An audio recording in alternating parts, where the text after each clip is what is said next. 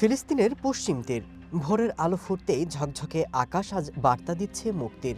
রামাল্লাবাসী ঘুম থেকে উঠেই খবরের কাগজে চেয়ে দেখে দখলদার ইসরায়েলের হাত থেকে তাদের মুক্ত করতে পশ্চিমাদের কতই না প্রচেষ্টা।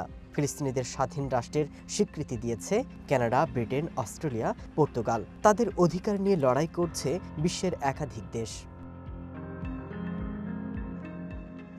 ফিলিস্তিনিদের সমর্থনে আওয়াজ তুলে যখন একজোট বিশ্ব নেতারা, তখন কি ভাবছেন এই উপত্যকার সাধারণ মানুষ? রয়টার্সের প্রতিবেদন বলছে, বিশ্বের এই মাতামাতি নিয়ে খুব একটা আগ্রহ নেই ফিলিস্তিনিদের। অনেকে মনে করছেন, যাদের জন্য এত গণহত্যা, এত রক্ত, তাদের এমন কাণ্ড খুবই বেমানান। এটা হাস্যকর। প্রথমত ব্রিটেনের কারণেই বেলফোর ঘোষণা, সেই সাথে নাকবা আর বাস্তুচ্যুতির মতো ঘটনা ঘটেছে। কানাডা এই ইহুদিদের অর্থায়ন করে চলছে। কি হবে এসব দিয়ে? মধ্যপ্রাচ্য সংকটে দ্বিপক্ষীয় সমাধানের আহ্বান জোরদার হচ্ছে ইসরায়েলের কয়েক দশকের ঘনিষ্ঠ মিত্র রাষ্ট্রগুলোতে।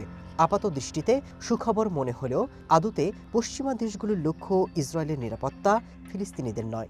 বিশ্লেষকরা বলছেন, সহানুভূতি নয়, এটি পরস্পরের রাজনৈতিক স্বার্থ রক্ষার কৌশল।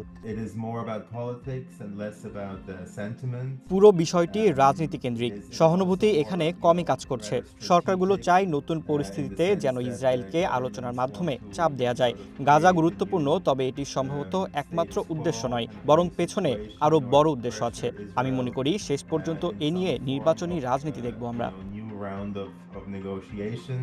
অবশ্য ফিলিস্তিনকে রাষ্ট্র হিসেবে স্বীকৃতি দিতে ইচ্ছুক দেশগুলো বলছে, গাজায় ইসরায়েলের আগ্রাসন এবং অধিকৃত পশ্চিম তীরে নতুন ইহুদি বসতি নির্মাণ বন্ধ করতেই এই পদক্ষেপ।